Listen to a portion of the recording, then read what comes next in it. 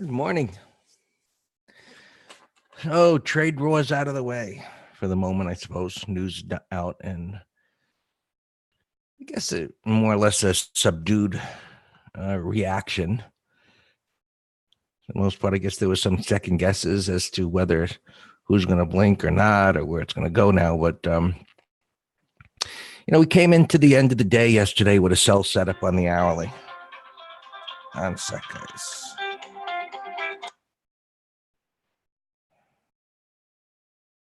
Okay. With a sell setup on the hourlies. So we've got a 24-hour chart, so we can see the trading overnight here. But it's coming down. Maybe you could see here without the 24-hour.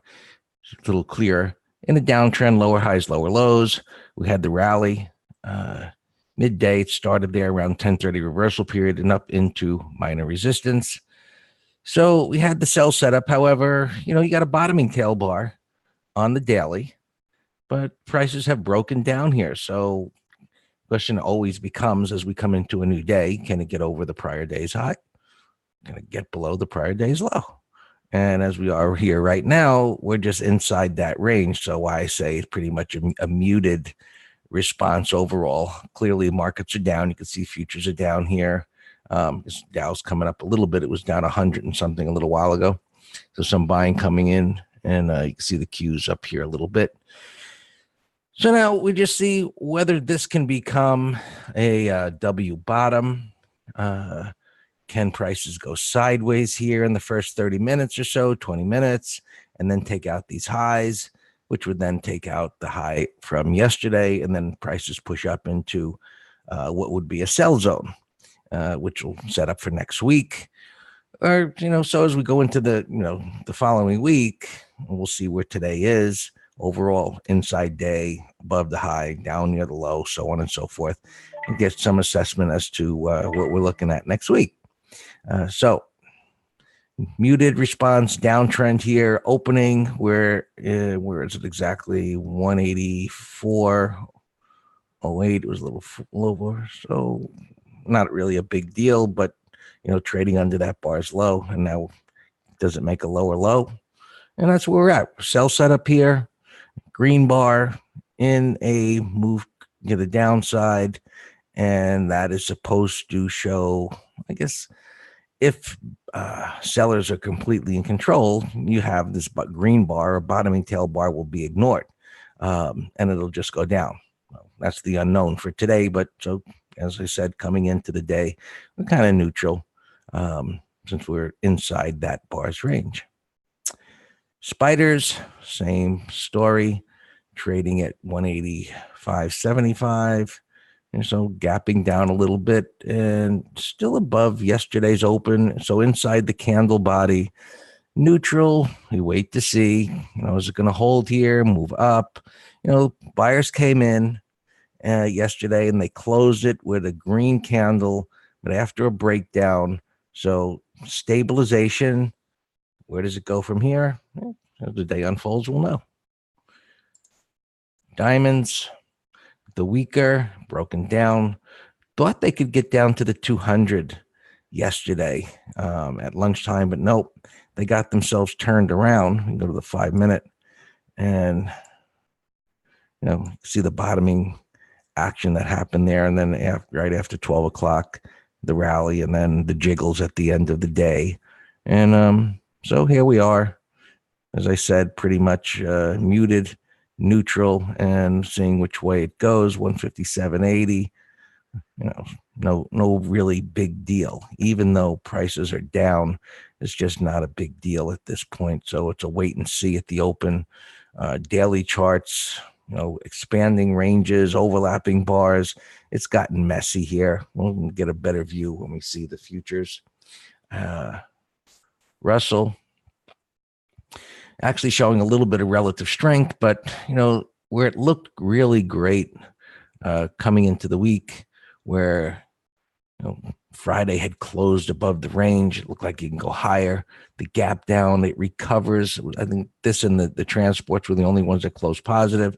And then the gap down and, negating the green bar, really crazy kind of price action. So now we got this bottoming tail bar. Well, same story here.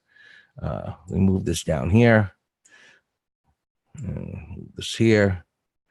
And for now, for today, that's what we're interested in.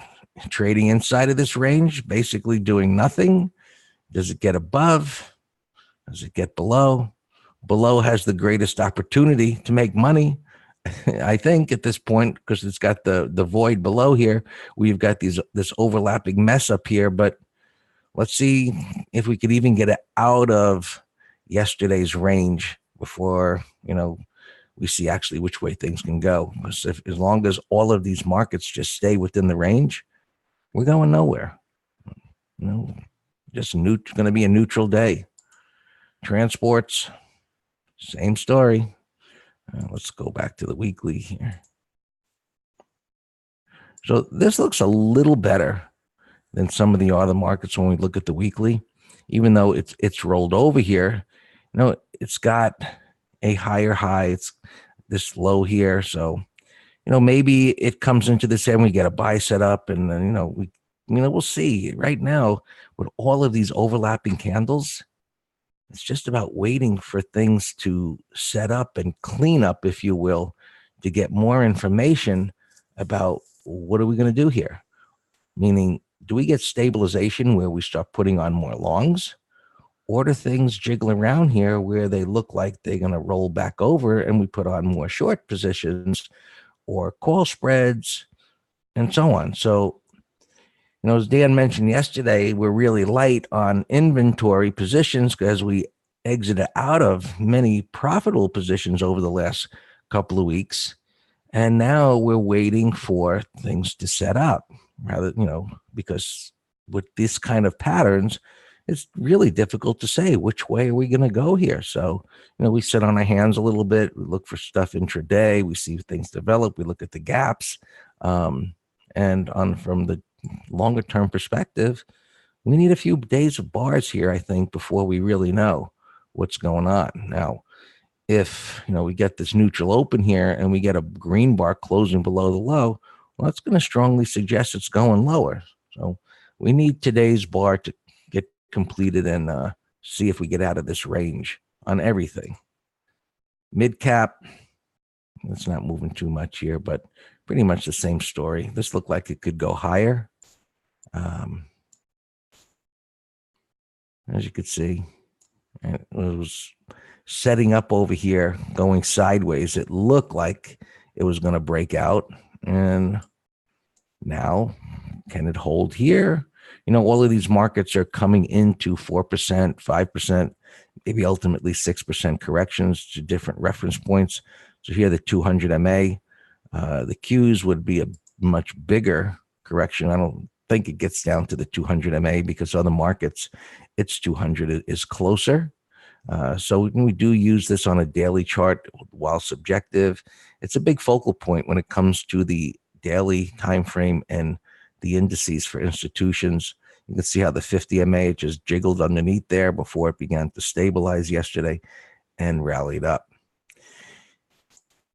So futures, as you can see, just the inside day, it came up to resistance and sellers knocked it back down. We've got weekly sell setups up against resistance. So assuming we don't get some kind of a miracle rally today, where this bar could become either more neutral or possibly green, the assumption is that eventually, let's assume that it closes in this area, we get this neutral day. Even if this jiggles around for a few days, this weekly chart suggests it's coming down further. And, so let's just call this area, the initial target area for this correction down at this level where, we would get a few days, could look like this. It could look like this. Some picture that is aligned with the area where prices would turn within these current trends. And Qs, right, inside day. Well, again, these took out the high, came back in, but just this is a pattern that we do nothing with. up, back down, sideways. It's getting tighter. You could see the topping tails here, the bottoming tails there, which tell us that, buyers and sellers, they're coming into a standoff scenario here as to which way things might go, or, we're just going to be sitting here kind of watching the grass grow today if we just stay within this range back and forth.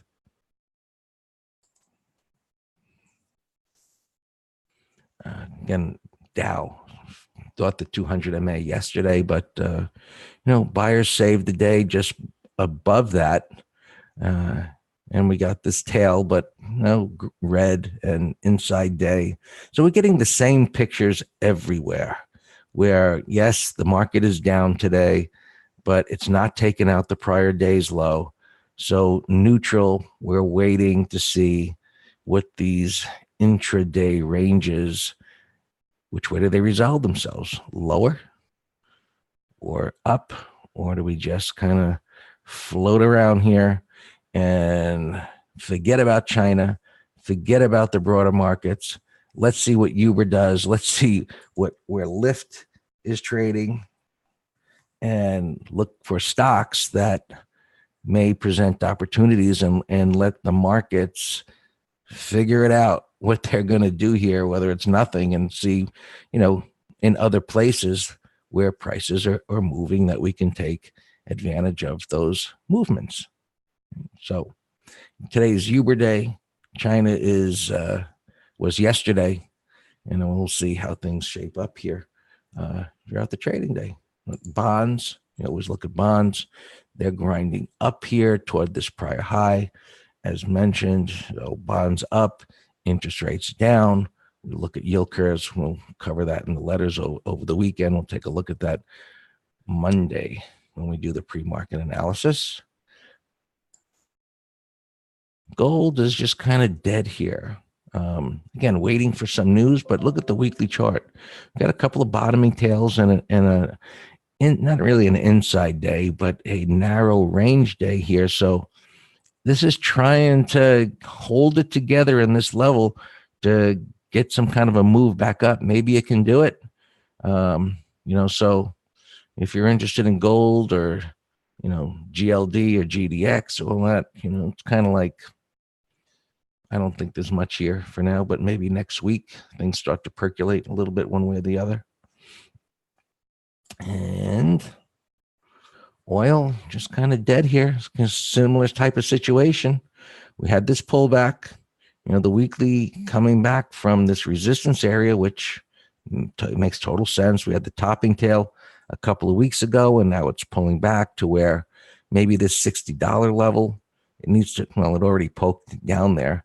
So I'm sure traders trading this are just kind of waiting here as things tighten up. You can see the ranges overlapping each other. And maybe this is what the broader markets are going to do.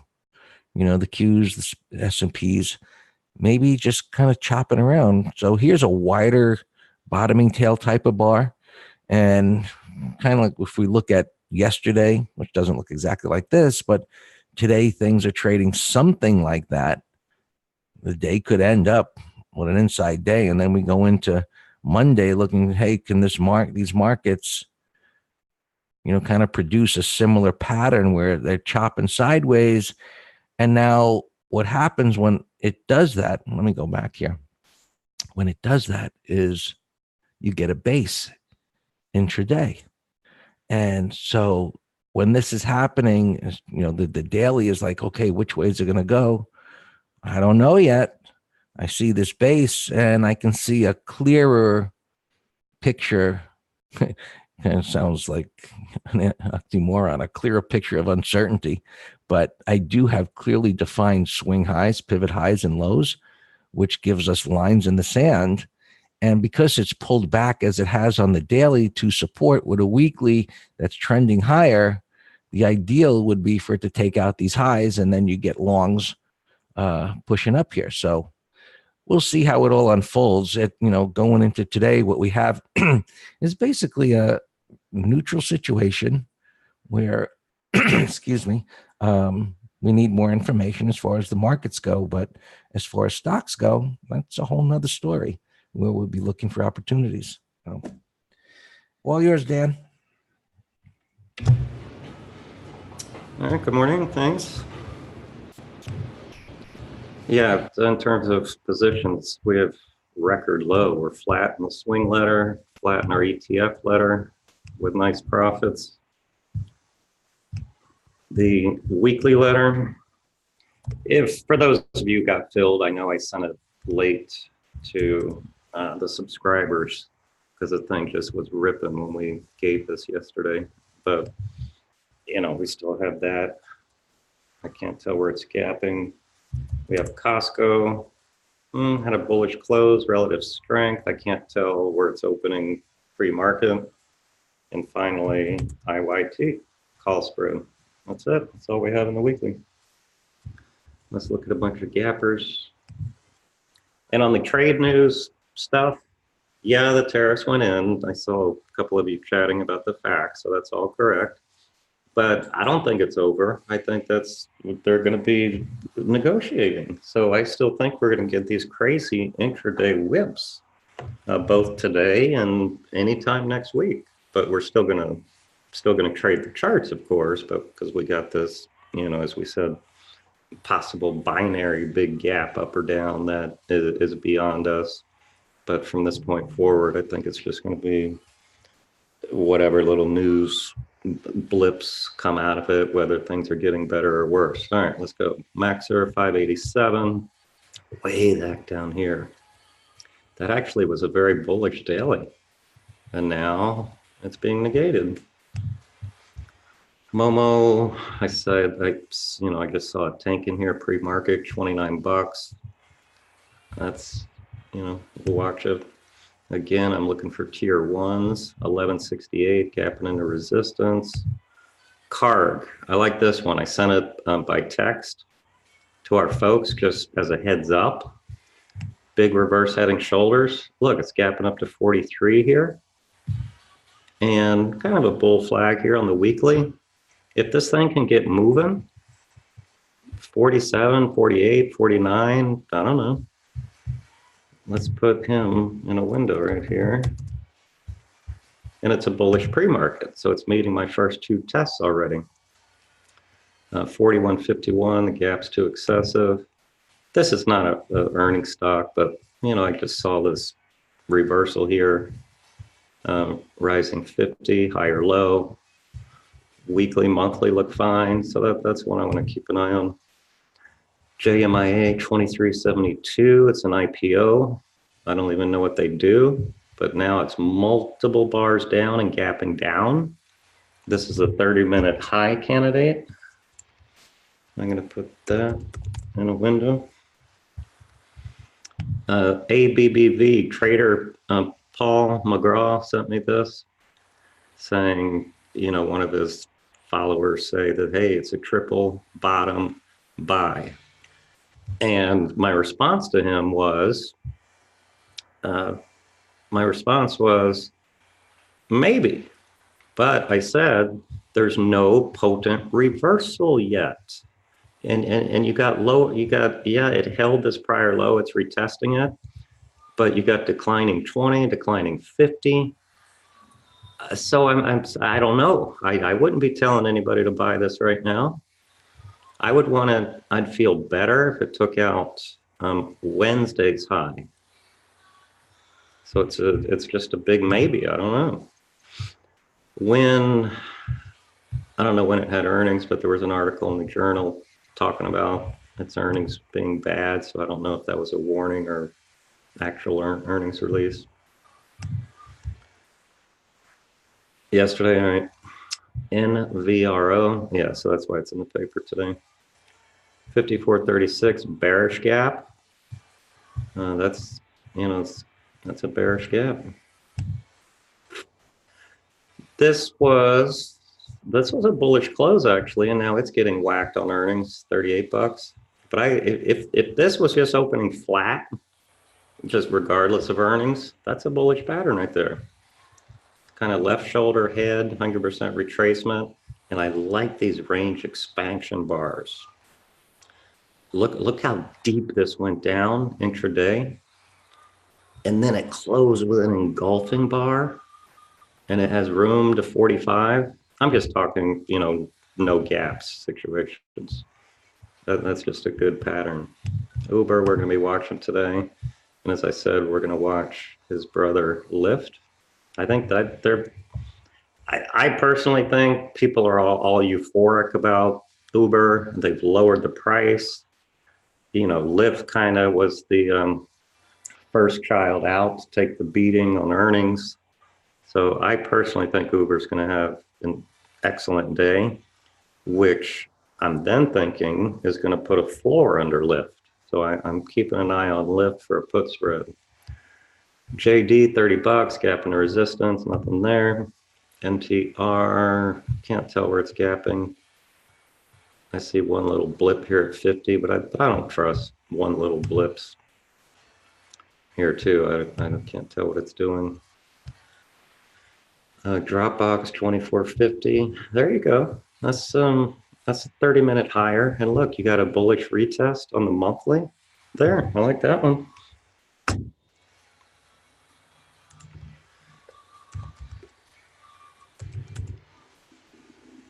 Putting that in a window.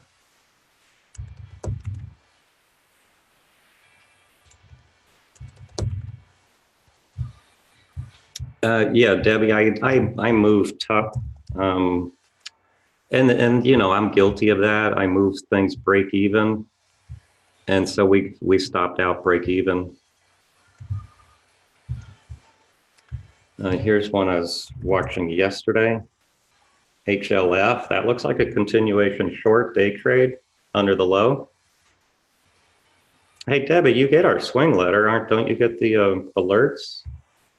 So I texted it, move stop break even. And you just look at your cell phone and boom, it's right there. So HLF, this is a beautiful short pattern. All right, well, email me. These are just a couple from carryovers. Nah, IBM had a bottoming tail. KTOS. Wow. Wow. That's one I was trying to get a put spread on. So that ran without us. Erie. I like that. I like the consolidation in the upper 50. TSG. It gapped and came in, but I like the weekly monthly, so I'm going to watch that for a couple days. Yeah, Debbie, we were not short Oxy, but that's a nice bearish. That's a beautiful continuation 15-minute pattern right there. That's what we call well, it's not an end of day base per se, because this was the open and it just went sideways all day. But if you look at as if this were the market open, then it would be called an end of day base. BG, I was watching, and SIBO from yesterday still looks like a good watch. More earnings here. Booking 1805, way the heck up here. And this is option expiration day, obviously. Yeah, trader. Well, yeah, yes. If we get a compelling setup, that's exactly my MO today. Not Philip Morris, but MO, mode of operation, is shorting naked calls and puts when they set up and timed with the market. So that's simple. 8. Wow, that's a big gap. Wow. Look at the size of that. Far from the 20. Wow, that might set up for Climo, but the gap makes it harder. Hey, Alex, here's that climactic buy setup. You kind of have this wide range, well, small pickup in volume, small gap into here, far from the 20. 15-minute high, that could be a day trade long. Valley, that's ugly, I'm just deleting you. Yelp, wow, that's an ugly gap too. But it's the support. Trader, maybe 30-minute high. 30-minute high, that could be a put spread if it holds. YPF is garbage. You're gone. Zulu, that's a nice gap. And it's a retest on the monthly. That's a put spread candidate. Let it set up intraday. VIAB is garbage. You're gone. Marriott, bearish gap, no pattern. A big old gap yesterday. That's too much air underneath. Ka. What trade, if this closes like this, what trade will it be for Monday? And it's a no-brainer. So Debbie Tuck is down, so if you're in it, that looks fine. So this is a no-brainer 1, 2, 3 for Monday. Big old gap reversal, bottoming tail, curling 20 and 50. Inside day, boom. Look, it might go right now. Target 52 to 53. I like it. Let's give it, I'm going to put that in the window. Dropbox is coming in, so I'm less interested in that. But I like Ka. That's a nice pattern. I'm just not rushing into things here today with